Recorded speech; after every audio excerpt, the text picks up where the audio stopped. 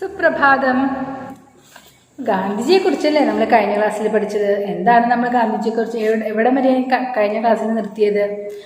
ഗാന്ധിജിയെ കാണാൻ വിദേശികളായ 2 ആളുകൾ വന്നിട്ടുണ്ട്. എന്നിട്ട് ഗാന്ധിജി എവിടെ എന്ന് ചോദിച്ചു അല്ലേ? അപ്പോൾ സബർമതി ആശ്രമത്തിലെ ഒരു കിണറ്റിൻകരയിലൊരു വൃദ്ധൻ അവിടെ നിന്ന് വസ്ത്രങ്ങൾ അലക്കുന്നത് ഇവർ കണ്ടു. അപ്പോൾ ആ വൃദ്ധൻ പറഞ്ഞു, അവിടെ ഇരിക്കൂ. ആ പൂമുഖത്തേക്ക് ചൂണ്ടിക്കാണിച്ച് ബെഞ്ച് കാണിച്ചിട്ട് എന്ത് പറഞ്ഞു? ദാ അവിടെ ഇരിക്കൂ കേട്ടോ, ഗാന്ധിജി ഇപ്പോൾ വരും എന്ന് പറഞ്ഞു അല്ലേ? അപ്പോൾ വിദേശികൾ ഗാന്ധിജിയെ കാത്ത് ആ പൂമുഖത്ത് ആ ബെഞ്ചിൽ ഇരുന്നു. അതുവരെയാണ് ഞാൻ കഴിഞ്ഞ ക്ലാസ്സിൽ എടുത്തത്. ഇത് നോക്കിക്കോളൂ. ഇവിടെ തുടങ്ങാം നമുക്ക്. കുറച്ചു കഴിഞ്ഞ് വസ്ത്രങ്ങൾ അലക്കി ഉണങ്ങാനിട്ട് അദ്ദേഹം വിദേശ സുഹൃത്തുക്കൾ ഇരിക്കുന്നിടത്തേക്ക് ചെന്നു. വൃദ്ധൻ അവരുടെ അടുത്ത് തിണ്ണയിൽ ഇരുന്നു. എന്നിട്ട് ചോദിച്ചു, നിങ്ങൾ എന്തിനാണ് ഗാന്ധിജിയെ കാണാൻ വന്നത്? ഞാൻ തന്നെയാണ് ഗാന്ധിജി. അപ്പോൾ ഗാന്ധിജി ഈ വൃദ്ധൻ ഇവരുടെ അടുത്ത് വന്നിട്ട് എന്ത് പറഞ്ഞു? നിങ്ങൾ എന്തിനാണ് ഈ വിദേശ സുഹൃത്തുക്കളുടെ അടുത്തേക്ക് ചെന്ന് ചോദിച്ചു, നിങ്ങൾ എന്തിനാണ് ഗാന്ധിജിയെ കാണാൻ വന്നത്? ഞാൻ തന്നെയാണ് കേട്ടോ ഗാന്ധിജി എന്ന് ഈ വൃദ്ധൻ ഇവരോട് പറഞ്ഞു. വിദേശികൾ അത്ഭുതപ്പെട്ടു പോയി. അവർ മുഖത്തോട് മുഖം നോക്കി. ഇദ്ദേഹമാണോ ഗാന്ധിജി? ലോക പ്രശസ്തനായ ഒരു വ്യക്തി സ്വന്തം കൈകൊണ്ട് വസ്ത്രം അലക്കുമോ? ഇത് കേട്ട ഉടനെ ഇവർക്ക് വളരെയധികം അത്ഭുതമായി. ഇത്രയും ലോക പ്രശസ്തനായിട്ടുള്ളൊരു വ്യക്തിയാണ് ഗാന്ധിജി അല്ലേ? ആ ഗാന്ധിജി ഇങ്ങനെ തന്നെ വസ്ത്രങ്ങൾ അലക്കേ, ഒരു സെർവൻറ്റിന് ഒരു വേലക്കാരനൊന്നും ഇല്ലാതെ എങ്ങനെ സ്വന്തം ജോലികളൊക്കെ തന്നെ ചെയ്യും? ഇത്ര വലിയൊരു പ്രശസ്തനായൊരു വ്യക്തി. ഇവർക്ക് വളരെയധികം അത്ഭുതമായി ഈ വിദേശികൾക്ക്. വിദേശ സുഹൃത്തുക്കളുടെ മുഖം ശ്രദ്ധിച്ചിട്ട് ഗാന്ധിജി പറഞ്ഞു, സബർമതി ആശ്രമത്തിൽ വലിയവനെന്നോ ചെറിയവനെന്നോ ഭേദമില്ല. ഇവിടെ അവനവൻ്റെ ജോലി അവനവൻ തന്നെ ചെയ്യുന്നു. ഭക്ഷണം കഴിച്ച ശേഷം പാത്രം കഴുകുന്നതും മുറി വൃത്തിയാക്കുന്നതും വസ്ത്രം കഴുകുന്നതുമെല്ലാം അവരവർ തന്നെ. അപ്പോൾ ഗാന്ധിജിക്ക് മനസ്സിലായി. ഇവരുടെ മുഖത്ത് ആ അത്ഭുതം കണ്ടപ്പോൾ ഗാന്ധിജി പറഞ്ഞു, ഇവിടെ അങ്ങനെ ഈ ആശ്രമത്തിൽ ഏതാശ്രമം? സബർമതി ആശ്രമം.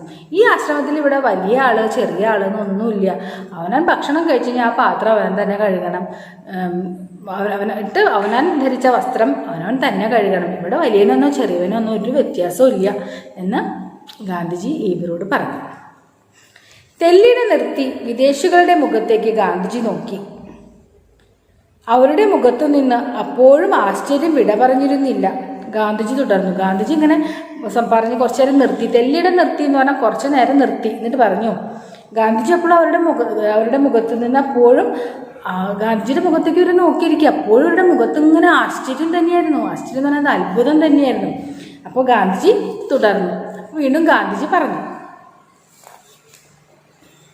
ഒരാളുടെ ജീവിതം എത്രയും സരളമായി തീരുന്നുവോ അത്രയും അയാൾ ലോകത്തെ സേവിക്കാൻ അർഹനായിത്തീരുന്നു.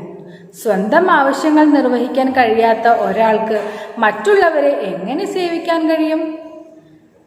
ലളിതമായ ജീവിതവും ഉന്നതമായ ചിന്തയും ഏതൊരാളെയും കൂടുതൽ കൂടുതൽ ഈശ്വരനോട് അടുപ്പിക്കുന്നു.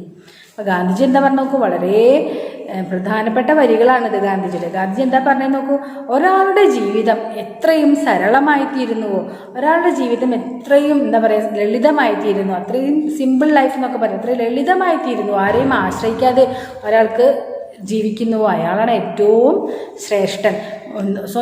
ഒരാൾക്ക് സ്വന്തം കാര്യം പോലും ചെയ്യാൻ ചെയ്യാത്ത ഒരാൾ എങ്ങനെയായി ലോകത്തെ നന്നാക്കാൻ സാധിക്കുക, ലോകത്തെ പരിസേവിക്കാൻ പറ്റുക എന്ന് ഗാന്ധിജി വിദേശികളോട് ചോദിച്ചു.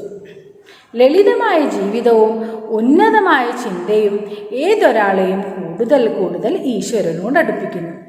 ലളിതമായ, അതായത് സിമ്പിളായിട്ട് ജീവിക്കുക, ലളിതമായിട്ട് ജീവിക്കുക, ഉയർന്ന് ചിന്തിക്കുക, ഈ 2 കാര്യങ്ങളും ഉണ്ടെങ്കിൽ ഏതൊരാൾക്കും വളരെ പെട്ടെന്ന് ഈശ്വരനോട് അടുക്കാൻ സാധിക്കും. എന്താണ്? ലളിതമായ ജീവിതവും ഉയർന്ന ചിന്തയും ഏതൊരാളെയും കൂടുതൽ കൂടുതൽ ഈശ്വരനോട് അടുപ്പിക്കുന്നു എന്ന് ഗാന്ധിജി പറഞ്ഞു.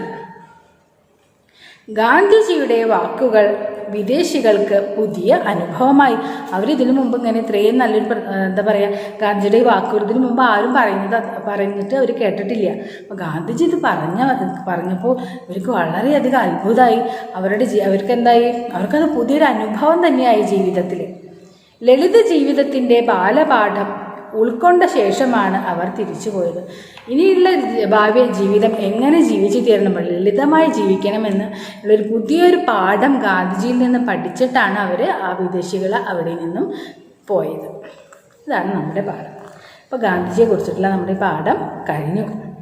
നോട്ട്സൊക്കെ നിങ്ങൾ എന്ത് ചെയ്യണം, നന്നായി ശ്രദ്ധിച്ച് എഴുതിക്കോളൂ.